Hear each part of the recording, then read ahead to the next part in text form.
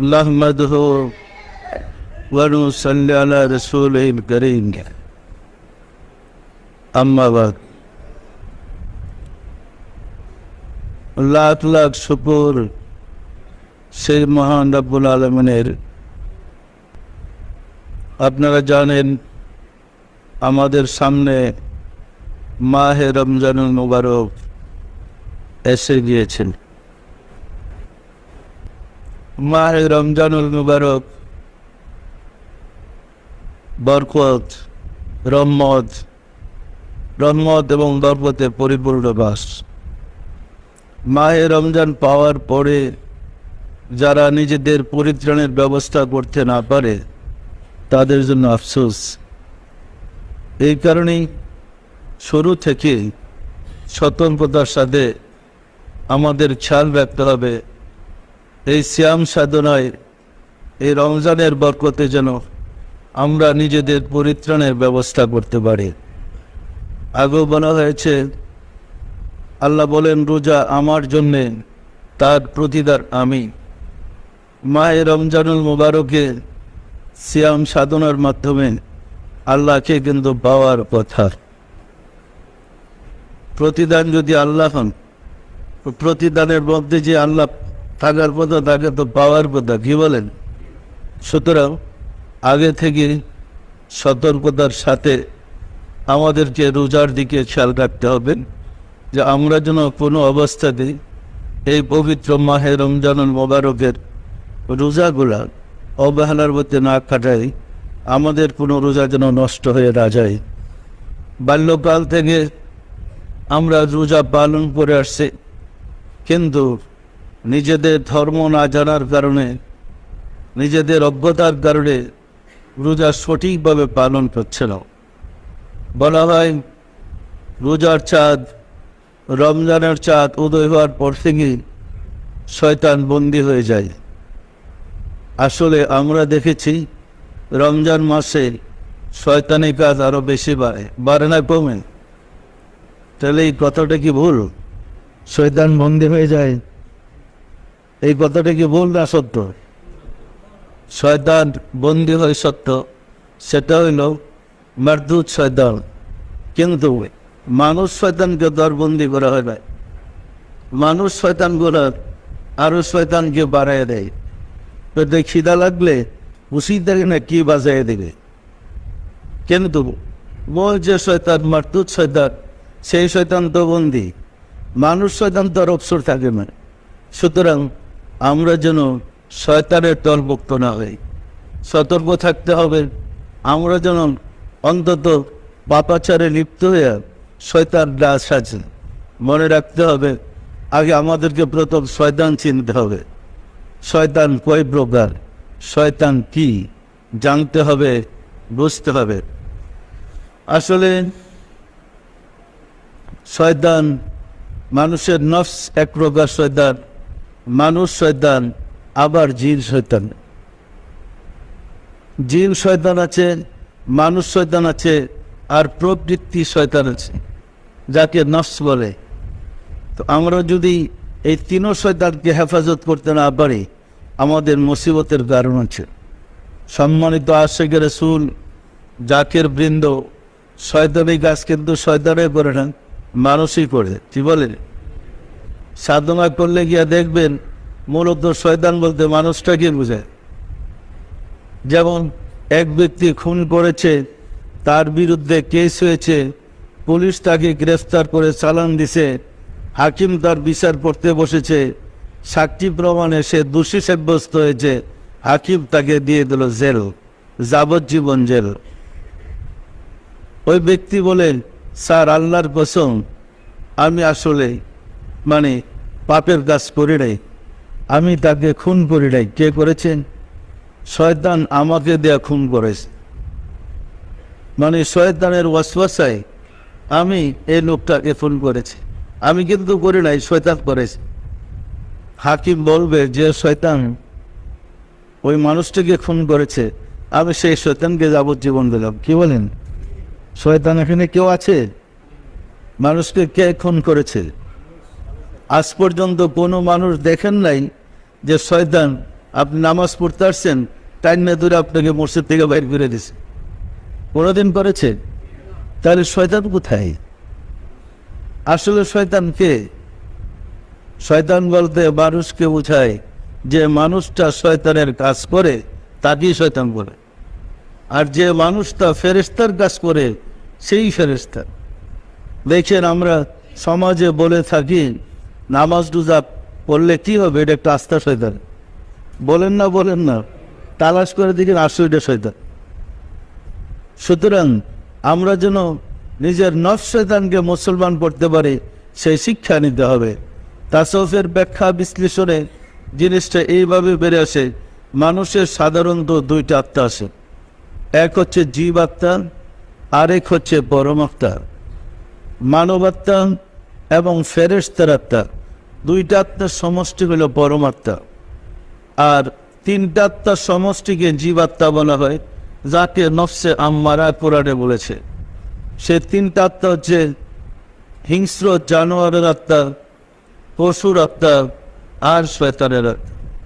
হিংস্র জানোয়ারের চরিত্র বা স্বভাব এইরকম, এখানে একটা কুকুর আছে, পাশে দিয়ে আর একটা কুকুর যাইতেছে, এই কুকুরের কোনো ক্ষতি ওই কুকুর করে না, কিন্তু দেখলেই লাভ থেকে কামড়া গেউ করে তো স্থির বানায় ফেলে না, করে না।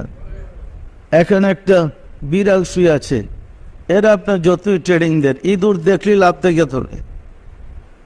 যে সমস্ত মানুষের মধ্যে হিংসা প্রবণতা বেশি, হিংসা বেশি, তাদের আত্মার রূপে যদি সে নিজেকে দেখে, অথবা কোনো সুফি সাধকের সামনে গিয়ে বসে তাকে যদি দেখে, তিনি কিন্তু তাকে মানুষ দেখবে না, তাকে দেখবে বিড়াল, নয়তো দেখবে কুকুর। কুকুরের পোশাক যাই পড়ুক, প্রকৃতপক্ষে সে মানুষটা। আরেকটা আত্মা আছে পশুর আত্মা। পশুর স্বভাব হচ্ছে খাবে, ঘুমাইবে, মনিবের কোনো চিন্তা নাই। যেমন আপনি একটা গাভী পালেন, যত্ন করে একটা কদু গাছের চারা লাগাইছেন, খুব যত্ন করেছেন, কদু গাছে অনেক কদু আসতেছে, ছুটতে পারলে সে প্রথমেই আপনার এই কদু গাছটাকে সাফ করবে। এই বুকা বুঝবে না এটা আমার মালিকের গাছ, এত যত্নের গাছ, এটা রক্ষা করে, এই প্রথম খাইয়া শেষ করবে। আর যেখানে তাকে শুইতে দিবেন সেখানেই পেশাব পায়খানা করে। আমাদের মাঝে এক শ্রেণীর মানুষ আছে যারা হালাল হারাম বাঁচে না, যা পায় তাই খেতেছে, আছে না নাই? হালাল হারাম বিধি বিধান পুনরায় মানে না, আল্লাহর বিধানের তোয়াক্কা করে না।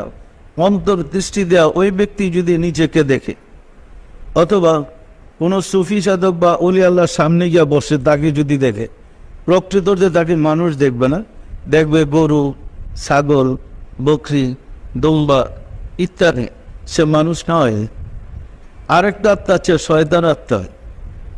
শয়তানের চরিত্র হল তাপাক্কুর করা, গর্ব করা, ফকর করা, আমিত্ব। আমাদের মাঝে, সকল মানুষের মাঝে শয়তানের আত্মা বলতে একটা আত্মা আছে। মূলত পাঁচটা আত্মাই সমষ্টি একটা পূর্ণ মানুষ। সুতরাং যে আত্মাটা শয়তানি কাজ করে সেটাই তো শয়তান। কি বলেন? যে শয়তানের আত্মার প্রভাবে মানুষ শয়তানি কর্ম মরে থাকে, সেই তো শয়তান। সুতরাং আমাদের শয়তানের স্বভাবটা, শয়তানের স্বভাব কি? খালাকতাহু মিন নারি ওয়া খালাকতাহু মিন তিন।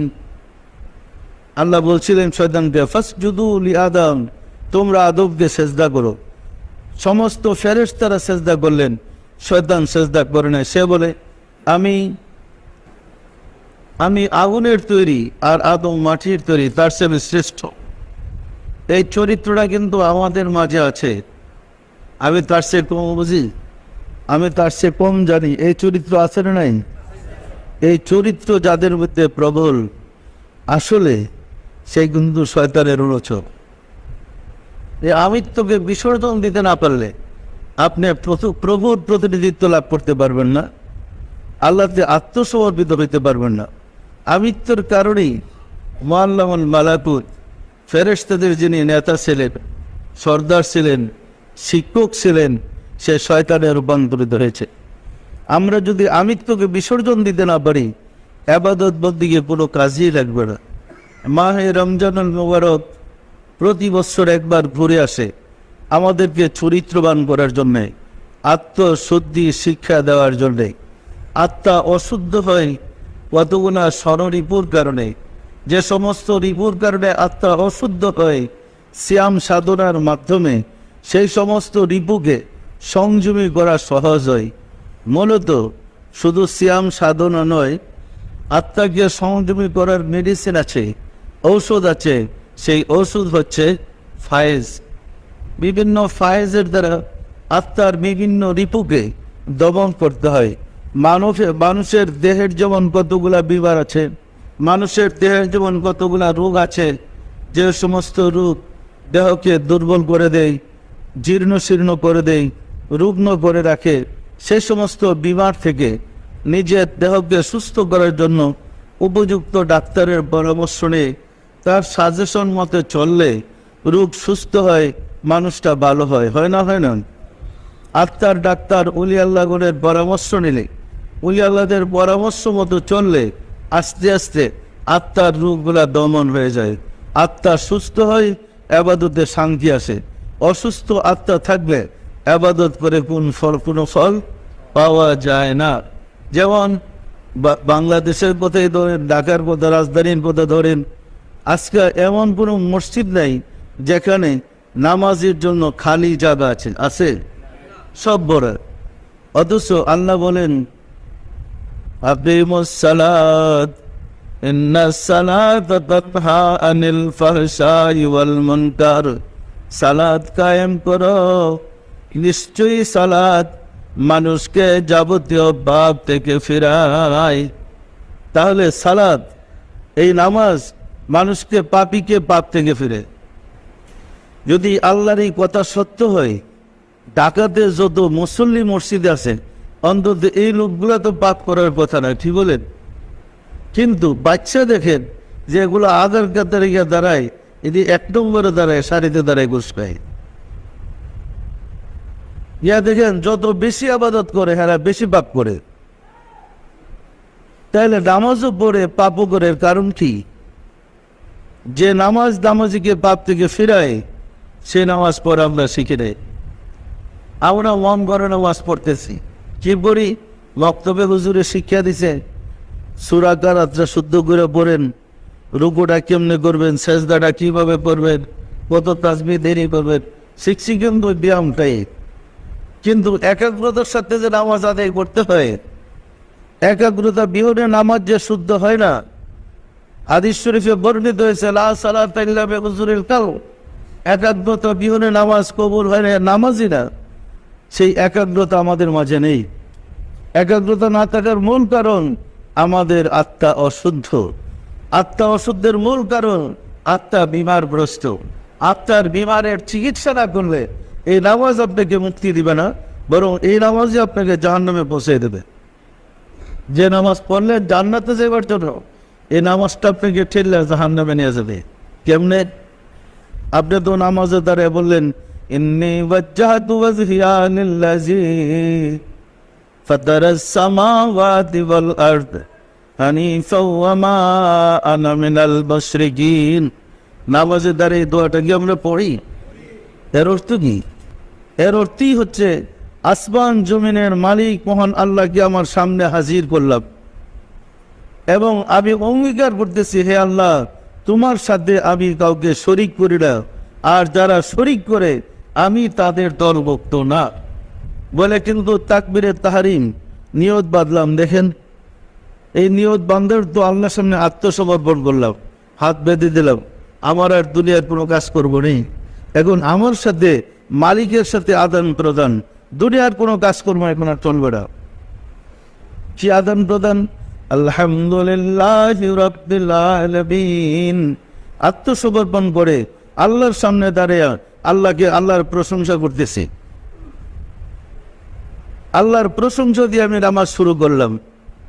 পড়তে পড়তে নামাজ যখন বলতে থাকি, ইয়্যাকা না'বুদু ওয়া ইয়্যাকা নাস্তাঈন, আমরা তোমার ইবাদত করি, তোমার সাহায্য চাই। বলি না?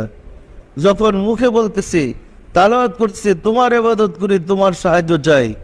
মনে কল্পনা আসছে কার কাছে যে কত টাকা পাবো, এই রোজা আসতেছে কি বাজার করব, নামাজে আসে না আসে না, এই যে কল্পনা করলেন কি কাজ করবেন, কি বাজার করবেন, তখন তুমি কে হইল?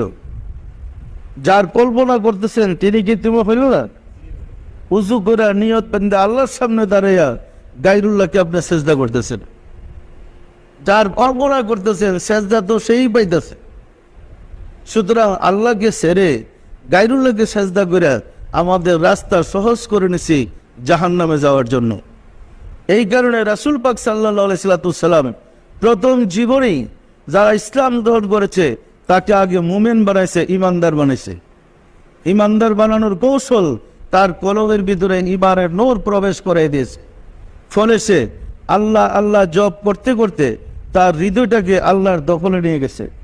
ফাইজা যাকারাল্লাহ খানাসা ওয়াইজা গাফালা ওয়াসওয়াসা, যখন সেই কলবে আল্লাহ জিকির স্থির বসে গেছে, শয়তান তীরের মতো ভেঙে গেছে। ফলে ওই ব্যক্তি যখন নামাজে দাঁড়ায় শয়তান আর ওয়াসওয়াসা দিতে পারে না। কিন্তু আমাদের বর্তমান বিশ্বে মুসলিম সমাজে যেহেতু নিজে নিজে মুসল্লি, নিজে নিজে কোরআন হাদিস পড়ে ধর্ম শিখেছি, আর কোনো উস্তাদের প্রয়োজন হয় না, মক্তবের উস্তাদি যথেষ্ট, হেওজা আমরাও তা চলছে নামাজ পড়তেছি। এই কারণে ইমান হৃদয়ে প্রবেশ করে নাই।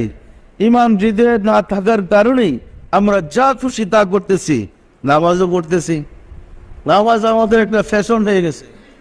অথচ এই নামাজ মানুষকে পাপ থেকে ফেরানোর কথা ছিল। আল্লাহ নিজেই বলেছে নামাজিকে নামাজ পাপ থেকে ফিরাই। আমরা দেখেছি নামাজ পড়ে আরো বেশি পাপ করতেছে। সুতরাং নামাজের আগে দরকার ছিল আমাদেরকে ইমানদার হওয়া। আশিক রাসূলেরা হুজুর পাক সাল্লাল্লাহু আলাইহি ওয়াসাল্লাম মেরাজের রজনীতে 52 বছর বয়সে মেরাজ গিয়েছিলেন। মেরাজের রজনীতে আল্লাহর সাথে কথা কপোতরের মাধ্যমে নামাজের বিধান আনছে। সত্য না মিথ্যা বলেন? উনি নবুয়ত লাভ করেছিলেন, আল্লাহর পক্ষ থেকে শুভ সংবাদ লাভ করেছিলেন 40 বছর বয়স।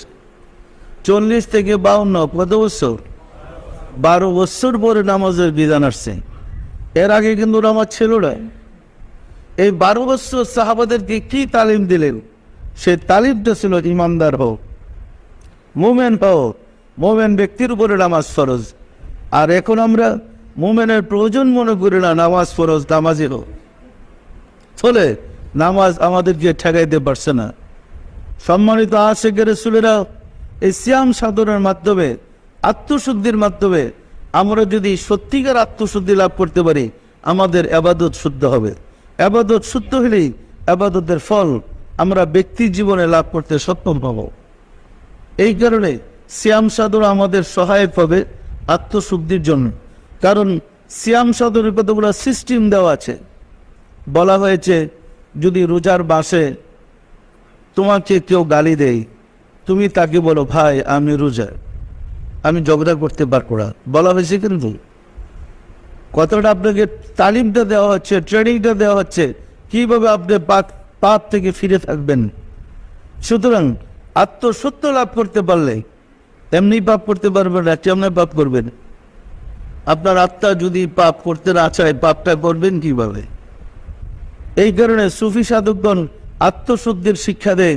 রাসূল সাল্লাল্লাহু আলাইহি সাল্লাম সাহাবায়ে আজমাইনকে আত্মশুদ্ধির শিক্ষা দিয়েছিলেন। ফলে তারা চরিত্রবান হয়েছিল। এরপরেই অবস্থা এমন হয়েছে যখন নামাজে দাঁড়াইছে তারা বলতেই পারবে না সে জমিনের আসমান। এই অবস্থা আজান হলে সাহাবায়ে কিরামদের চেহারা মুবারক লাল হয়ে যেত যে আমি মহান মালিকের সামনে দাঁড়িয়েছি, মালিকের সামনে গিয়ে দাঁড়াইতেছি, আমার অবস্থা কি হবে? এবং নামাজে দাঁড়ালে আপনারা জানেন, আমি আগে অনেকবার বলেছি, সাইয়েদনা হযরত আলী কারবালার ওয়াজহর পায়ের গুছার ভিতরে একটা তীর ঢুকে লোহার অংশটা ভিতরে ঢুকে কাঠিটা ভেঙে গেছিল।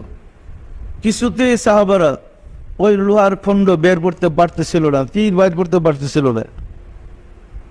হুজুরের শরণাপন্ন হলে তিনি বললেন নামাজে দাঁড়াইতে দাও। যখন নামাজ শুরু হয়েছে সাহাবায়ে কেরামগণ পিছন দিয়ে দরবারে দিয়ে পাটা কাইটে ওই লোহার খণ্ডে তীরের অগ্রভাগটা টেনে বের করে নিয়ে আসছে। আর অ্যানেসথেসিয়ার প্রয়োজন হয় নাই, অবশ করার কোনো প্রয়োজন হয় নাই। কেটে বের করে নিয়ে আসছে, উনি বলতেই পারবো না কখন তার পা কাটা হলো, কখন লোহার খণ্ড বের করা হলো। সেই ছিল সাহাবায়ে কেরামদের নামাজ। আর আমরা যখন নামাজে দাঁড়াই, মশা কামড় দিলে তো অবস্থা খারাপ। সত্য না মিথ্যা বলেন? তা আমাদের নামাজের একাগ্রতা গেল কোথায়? সুতরাং সিয়াম সাধন আমাদেরকে সহায়ক হবে আত্মশুদ্ধির ট্রেনিংয়ের মাধ্যমে, এবং পাশাপাশি ফায়েজের শক্তি দেওয়া আত্মার বিমারকে দূর করতে হবে। আমরা যদি ফায়েজের শক্তি দিয়ে আমাদের রিপুগুলাকে দমন করতে সক্ষম হয়, রিপুকে কিন্তু ধ্বংস করা যাবে না।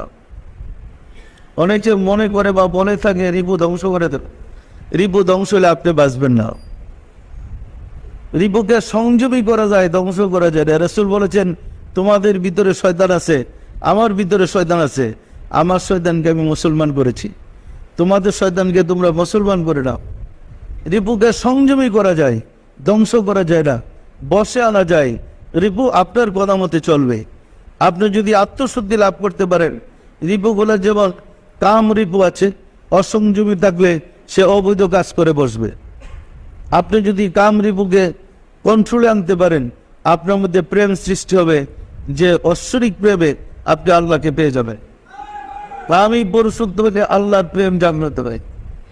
আপনার মধ্যে লোভ রিপু আছে, এই লোভ যদি অসংযমে থাকে, চুরি ডাকাতি হারমাদি শুরু হয়ে যাবে, ঘুষ দুর্নীতি। লোভ যদি পরিশুদ্ধ হয়, সংযমী করতে পারেন, আল্লাহকে পাওয়ার আকাঙ্ক্ষা আপনার মধ্যে প্রকটভাবে দেখা দিবে, আপনি আল্লাহকে পাওয়ার জন্য পাগল হয়ে যাবেন। তাহলে রিপুগুলা কিন্তু খারাপ না। যেমন গাড়ির গতি, আপনি চট্টগ্রাম যাবেন, গাড়ির গতি আপনি 120 কিলোমিটারে চালাইতে পারেন। আপনি যদি এটাকে আবার প্রত্যেক রাস্তা থেকে ঢাকার দিকে ফিরে আসেন, গাড়ির টান যদি উল্টা দিকে নেন, গতি কিন্তু ঠিকই থাকবে। রিপুগুলো আপনাকে যেদিকে নিচ্ছে, শুধু কেবল মুর্শিদে কামেলের পরামর্শ নিয়ে আপনার গতিটাকে যদি ঘুরাইতে পারেন, আপনার গতি দ্রুত আগে চলে যাবে। এই কারণে মুর্শিদে কামেলের পরামর্শ নিয়ে যদি আমরা ইবাদত বন্দেগী করি, ইবাদত হবে সঠিকভাবে, নির্ভুলভাবে এবং আল্লাহকে পাওয়ার মতো। সম্মানিত আশিকের রাসূল জাকির বৃন্দ, আমরা ধরে নিয়েছি ইবাদত বন্দেগী আমরা করতেছি, ফল পাবো পরকালে। বিশ্বাস করি না করি না? পরকাল কাকে বলে? পরকালের অর্থ আমরা ধরে নিয়েছি মৃত্যুর পরে। কি তাহলে লেখাপড়া করতেছেন, পরকালে পাশ করেন, এখন রেজাল্টের লেগে দৌড়াদৌড়ি করেন কেন? লেখাপড়া করে পরীক্ষা দিলেন, ইন্টার পরীক্ষা, বলেন পরকালে তো রেজাল্ট পাবো, কামা কামা কলেজে দৌড়ে লাভ আছে? এটা যেমন বাস্তব নগদ, ধর্মটা এরকম বাস্তব ছিল, নগদে ছিল।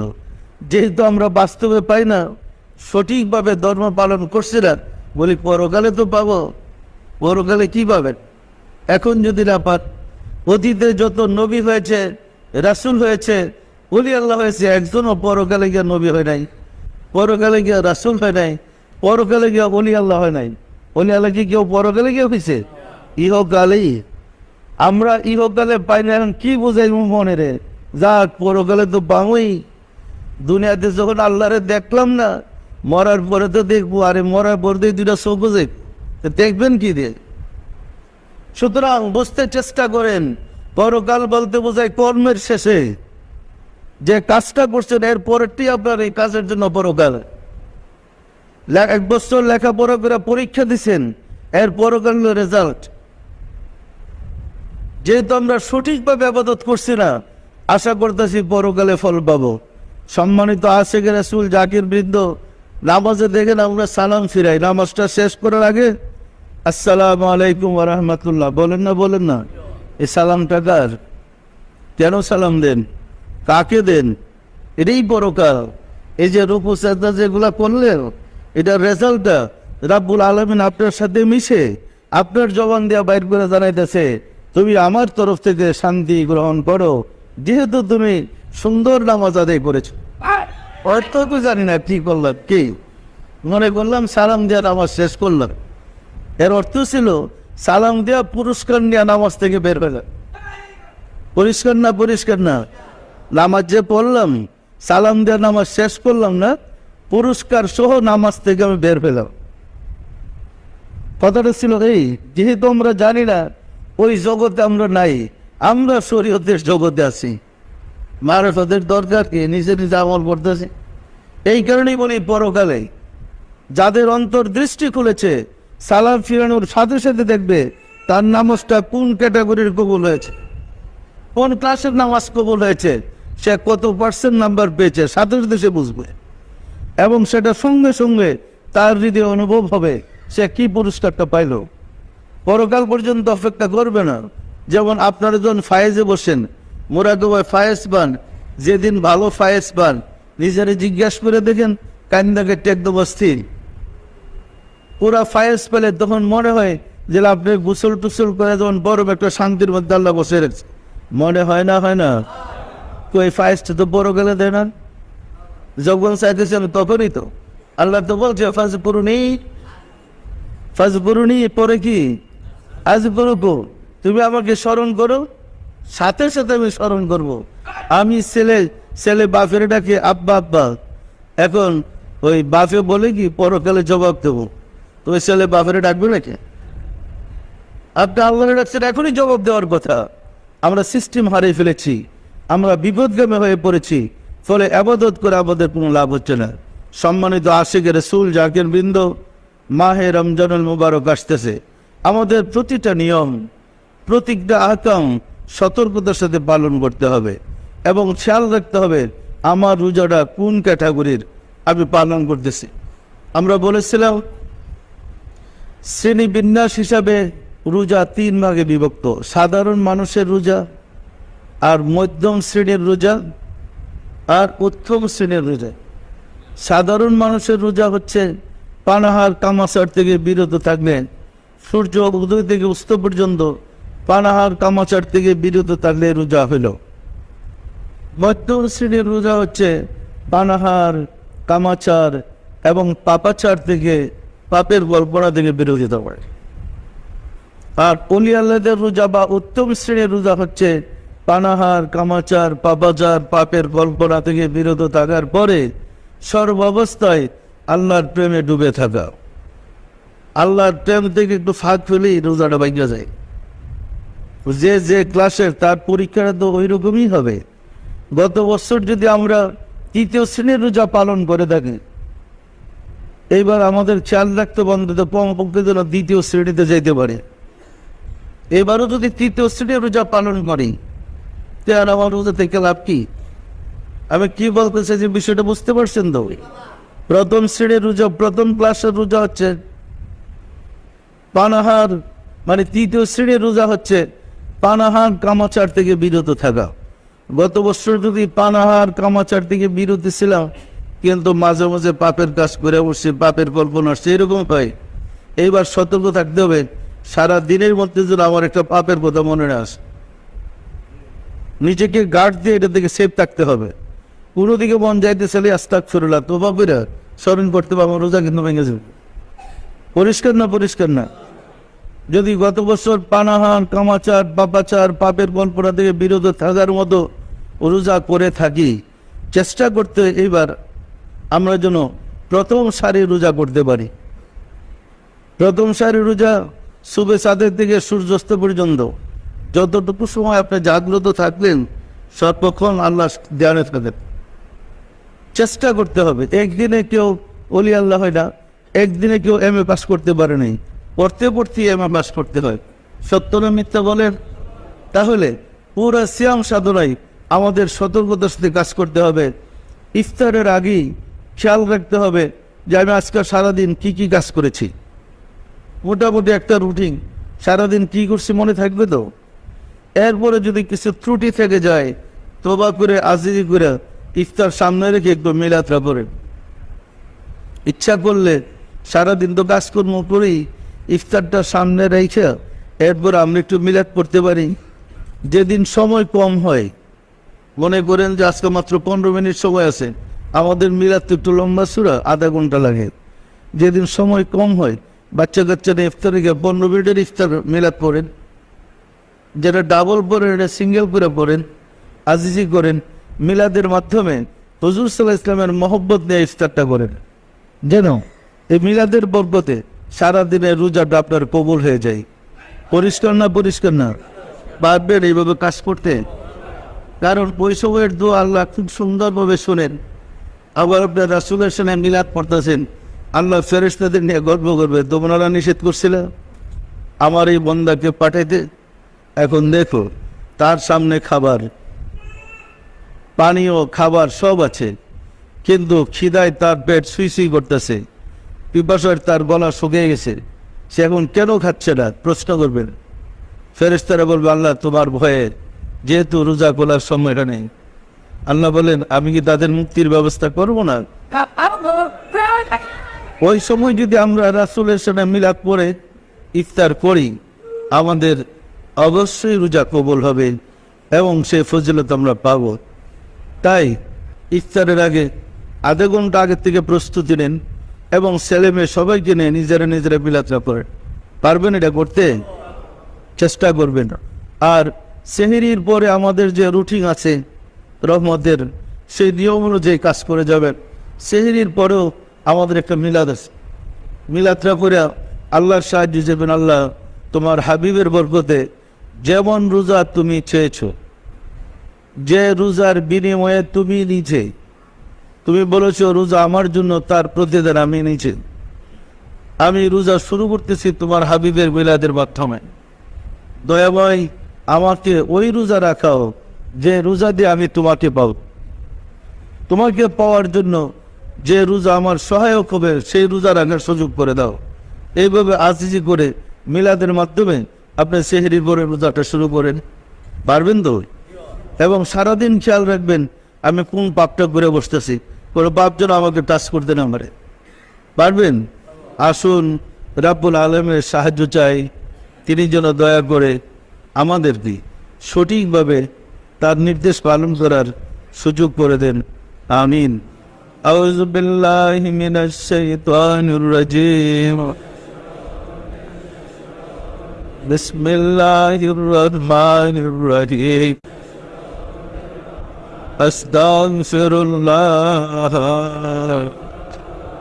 রাব্বি মিন কুল্লি জামবি ওয়া আতুবু ইলাইহি। আয় আল্লাহ, জীবন বল নফসের খাহেশে, শয়তানের ফেরেবে যত প্রকার গুনাহ করিয়াছে, সমস্ত গুনাহ হইতে তোমার নিকট তওবা করিতেছে। আয় আল্লাহ, দয়া করিয়া আমার তওবা কবুল করো, আমার গুনাহ মাফ করো। লা ইলাহা ইল্লাল্লাহু মুহাম্মাদুর রাসূলুল্লাহ। সবাই দিলের হাত উঠে বলেন আল্লাহুম্মা আমিন। আল্লাহ দাল মাওলা দাল খুদা কদম কঙ্গাল বিকুগরা বাবে রহমতে আলাপ আলোচনা করলাম তোমার প্যারা হাবিবের সনে, দুরুদ সালাম আর মিলাদ শরীফ পড়লাম। সবশেষে তওবা করে তোমার শাহী দরবারে জোরহাত করে মাফ চাই, দয়া করে মাফ করে দাও, মাফ করে দাও মাওলা। দয়া করে আমাদের ভুল বেয়াদবিকে মাফ করে দাও, আমাদের ইবাদত সমূহ কবুল করে নাও। এর ফজিলত পৌঁছে দাও তাজদার মদিনা সরকার দো আলম হযরত মুহাম্মদ মুস্তাফা আহমদ মুস্তাফা সাল্লাল্লাহু আলাইহি ওয়াসাল্লামের হুজুরে সওয়াব নজর পৌঁছাও। রাসূল পাক সাল্লাল্লাহু আলাইহি ওয়াসাল্লামের সম্মানিত পিতা মাতা দাদা দাদি নানা নানি আল আওলাদ আল আসহাব আজওয়াজ মুতাহিরিন আহলে বাইতিন খুলাফায়ে রাশিদিন দের আরওয়াহ পাকের হুজুরে সওয়াব নজর পৌঁছাও। খাতুনে জান্নাত মা ফাতেমা রাদিয়াল্লাহু তাআলা আনহা, সাইয়েদনা হযরত ইমাম হাসান, সাইয়েদনা হযরত ইমাম হুসাইন রাদিয়াল্লাহু তাআলা আনহুমা, যাহারা দিন ইসলামের জন্য কারবালার প্রান্তরে শাহাদাত বরণ করে গেল রে মাওলা, দয়া করে তাদের পাকের হুজুরে সব নজর বসাও। বাবা আদম আলাইহিস সালাতু ওয়াস সালাম হইতে রাসূল সাল্লাল্লাহু আলাইহি ওয়াসাল্লাম পর্যন্ত যত আম্বিয়া আলাইহিস সালাতু ওয়াস সালাম তোমার ওয়াহদানিয়াত প্রচার করতে করতে দারুল বাগায় তশরিফ নিয়েছেন, তাদের পাকের হুজুরে সব নজর বসারে মাওলা। আমার মন সে তিরানে পীর দস্তগীর সুলতানুল মাশায়েখ সুলতান ইয়া মুজাদ্দাদ তুরগির ইমাম শাহ চন্দ্রপুরের রহমাতুল্লাহ আলাইহির হুজুরে তার সহধর্মণি হযরত বড় মা রহমাতুল্লাহ আলাইহির হুজুরে সব নজর বসারে মাওলা। হযরত খাজা বাহাউদ্দিন নকশবন্দ রহমাতুল্লাহ, মুজাদ্দিদ আল ফিসানি রহমাতুল্লাহ, খাজা মাইনুদ্দিন চিশতি রহমাতুল্লাহ, বরবীর আব্দুল কাদের জিলানী রহমাতুল্লাহ, তাদের তরিকার সিলসিলায় যত পীর ওলি গাউস কুতুব तमाम পৃথিবীর মোমেন মোমেনাত যে যেখানে কাল করে আসরে মাওলা, দয়া করে তাদের পাকের হুজুরে সব নজর বসাও, সব নজর বসারে মাওলা। আমরা ভিক্ষুকরা যারা তোমার শাহী দরবারে হাত উঠালাম, আমাদের আপন আপন গর্ব ধরণী মা জননী জন্মদাতা পিতা মা বদর স্ত্রী শ্রদ্ধা শ্বশুর শাশুড়ি দাদা দাদি নানা নানি খালু খালা ছেলে মেয়ে খেসাকরাবা যে যেখানে কাল করে আসরে মাওলা, দয়া করে তাদের পাকের হুজুরে সব নজর বসাও। আর যারা জগতের বুকে বেঁচে আছে তাদের প্রতি তোমার রহমত নাযিল করো মাওলা গো। মাহে রমজানুল মুবারক আমাদের সামনে এসে গিয়েছে, তুমি দয়া করে আমাদেরকে সুযোগ করে দাও যে সিয়াম সাধনা পালনের জন্য তুমি আমাদেরকে নির্দেশ করেছ, আর যার বিনিময় আমরা তোমাকে পাব, তোমাকে পাওয়ার মতো সিয়াম সাধনা করার সুযোগ করে দাও মাওলা গো। আমাদের জন্য সিয়াম সাধনা সহজ করে দাও, আমাদের মাঝে প্রেম জাগ্রত করে দাও, তোমার মহব্বতে ডুবে যেন আমরা সিয়াম সাধনা করতে পারি মাওলা গো। ও গো দয়াল মাওলা দয়াল খুদা, যে ইবাদত তুমি কবুল করবে আমরা যেন সে ইবাদত করতে পারি সুযোগ করে দাও। ইবাদত করে তোমার নাফরমানি করতে চাই না, ইবাদত করে তোমাকে খুশি রাজি রাখতে চাই, দয়া করে তোমার খুশি থাকার ইবাদত করার তৌফিক ভিক্ষা দাও মাওলা গো। আমাদের মুনাজাত দয়া করে কবুল করে নাও, আমিন। বাগলা ইলাহা ইল্লাল্লাহু মুহাম্মাদুর রাসূলুল্লাহ।